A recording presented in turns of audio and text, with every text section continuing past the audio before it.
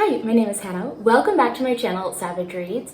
I have had a bit of a weird time reading.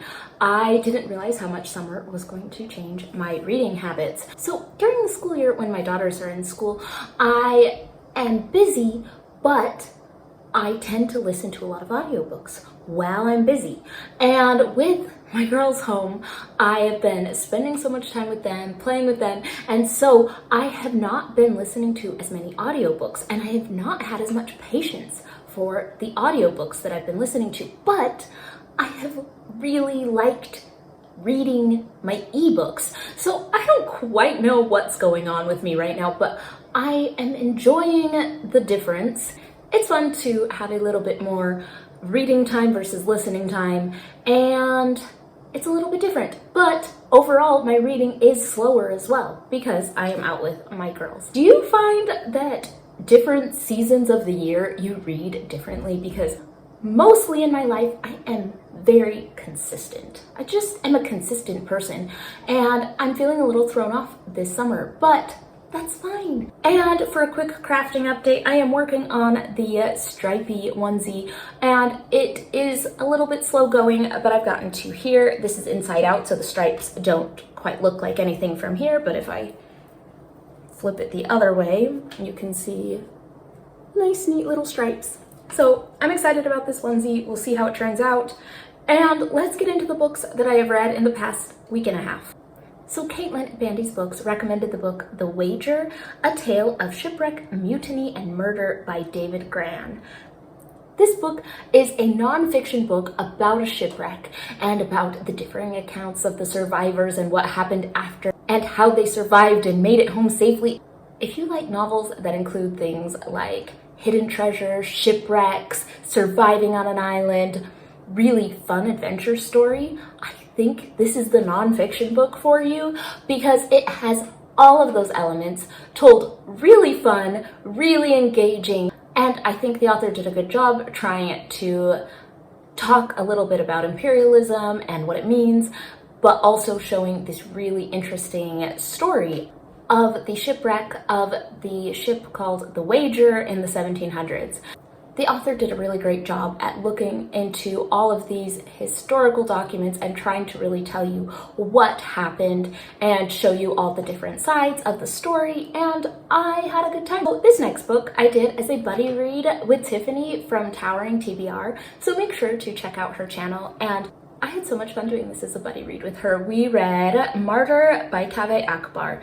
This book follows our main character who's a little bit lost, a little adrift, recovering from addiction, and he is really interested in the concept of martyrs, of trying to make sense of death and trying to figure out what gives meaning to death. His mother's plane was shot down, and he grew up without his mother. That left him with a lot of questions about life. Now he finds a woman who is doing an art exhibit where she is actively dying of cancer, and she is going to be at the art museum to talk to people every day, and he goes so that he can talk to her and maybe include her in this book he wants to write all about martyrs, because he feels like this project is bringing meaning to death. And so you get a lot of these really in-depth conversations. The author did an excellent job at two things, and these two things are really why I end up giving this book a 5-star rating, and one of those is making me really care about the characters. These characters weren't perfect, they were very flawed characters, and sometimes that can be hard to connect to characters who do things that you really disagree with. But I think the author made these characters really genuine and heartfelt, and you felt for them even if you were upset with some of their decisions. And so the author did a really good job with that, and the writing was just beautiful in this book. So many profound and thought-provoking stories included, and the way that the main character was interacting with the world even when he wasn't seeing himself or his place in it very clearly, it was really well done. This book includes things like flashbacks and dreams, and sometimes that can feel a little scattered. This book isn't necessarily perfect, but it all kind of works. It's a little strange to me how much I enjoyed a book that included things like a dream with Lisa Simpson in it, and some disturbing stories from his parents' past, and just some of these anecdotes. You thought, this is scattered, this isn't really well directed, but it kind of worked. I liked this book in its messiness. It all kind of came together as a really beautiful reflection and on life and what it means. It did have some moments of ambiguity that bothered me.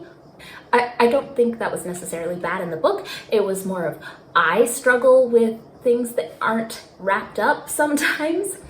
But overall, this book was really beautiful. Now, I do wonder if I liked it more because I did a buddy read with Tiffany.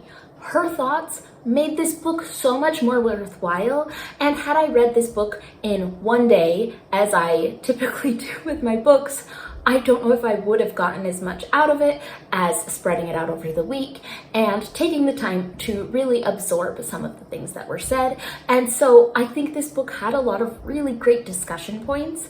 So the buddy read was delightful, and Tiffany has so many good thoughts about books, but also I think this book lends itself really well to discussion and might be a good book for a book club or for a discussion, because it's not just a straightforward story. There are a lot of things that go into this that you can really work through. So overall, I really loved this book. So I read the book Supercommunicators: How to Unlock the Secret Language of Connection by Charles Duhigg. And I picked up this book. My aunt had rated it really highly. I thought, okay, I'm excited to see what this book is going to do. I don't always love self-help books, and I think that this book definitely leaned into the self-help books. The reason that I don't always love self-help books is I feel like a lot of times you agree with everything that is being said through the book, but by the time you finish the book, you don't have anything concrete that is really going to change your life or influence what you do, change your actions. And so I struggle a little with self-help type books, finding them to be worthwhile.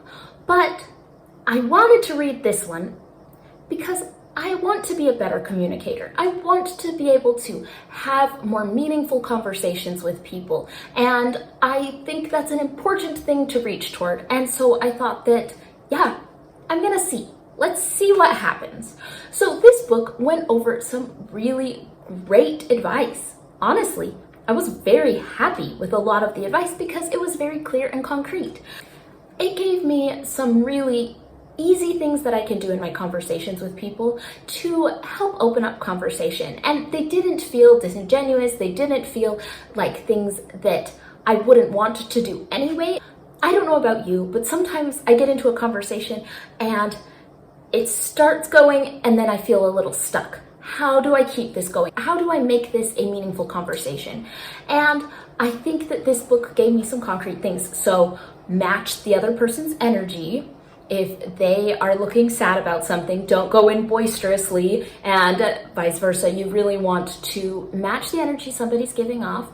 And a helpful thing that I got out of it was to ask questions about someone's feelings, and it gave some examples about ways to do that in a really natural way. Some of the examples were really easy to make that little click in my head of, oh, that's how to ask a follow-up question. So for example, I might typically be in a conversation with someone and they say, oh yeah, I'm studying this and this at school. So I say, oh, that's so cool. How much longer do you have in your program? That doesn't really open up the conversation. So instead I might say something along the lines of, what do you like about the program? And that's cutting to the feelings without just saying, how do you feel about that? And it's really encouraging more conversation and more depth and more interest. And so I appreciated some of the solid tips that this book had. For the parts that didn't quite work for me, this is my own personal problem, but I have to be a little bit skeptical of anyone who is calling the show Big Bang Theory a genius, amazing show that's so wonderful about communication, because honestly, I don't think that show's that great. I think too often people who are intelligent just end up being the butt of the joke, and I don't really get it. And so that whole section didn't really connect with me super well. But also, I think where this book really slipped up, it didn't acknowledge neurodivergent people. And it made it seem like anyone could be a good communicator, and if you're not, you just aren't good enough and you aren't trying enough. And I don't think that that is as easy as the author makes it seem. I think that the author has some really good advice in here, but he talks about how so much of communication is these non-linguistic emotional expressions, and for somebody that can't pick those up, that is really difficult. He brings up an example of astronauts being hired, and if they don't have a good personable connection, then they get rejected from the program no matter how well qualified they are. And I thought this was really a discriminatory practice, not something that we should try to emulate, like the author said.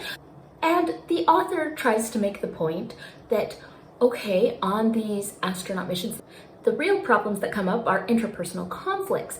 And what needs to happen is to have astronauts that are just better at dealing with that. Instead of saying, well, maybe the way we have things set up is causing these problems. Maybe there's a system that we can use to really help people who might not be as good at all of these non-linguistic cues and still allow them to do the thing that they are good at. I just was a little bit frustrated at the lack of even acknowledgement of people who this would not come easily to. And so I really enjoyed the book. I thought it was a better one of the self-help kind of books in giving you some concrete things that you can actually do to improve your communication. I think even someone who is neurodivergent might find helpful tips in this book. But I do think that the author doesn't really take into account the neurodiversity that is around us and how maybe we should just be more understanding of it instead of saying, oh, well, if they had just been better communicators, it would all be fine. And so I'm a little on the fence on this one, but I did find some concrete things that I found helpful. Now, Melinda at A Web of Stories recommended the book Woodworm by Leila Martinez, and it was translated by Sophie Hughes and Annie McDermott. This is a haunted house, some witchcraft in Spain, and we are dealing with a lot of classism and societal issues at the same time, and this book is short. It does a great job at setting an unsettling kind of mood. You don't really know everything that's going on, and I enjoyed the story. It just was a little too short for me to really get into it all the way, but it is one that I might think of revisiting in the original Spanish, because I do think that maybe reading it in the original language might bring a little bit more to the story. Overall, I liked it. It was fine, but I don't have a ton of thoughts on it other than I kind of want to go try it out in Spanish and see how I do with it. And that is what I have read the past little while. I should be back in another week or so with another book wrap up. If you have thoughts on these books, let me know in the comments down below, and I will see you all on the next one.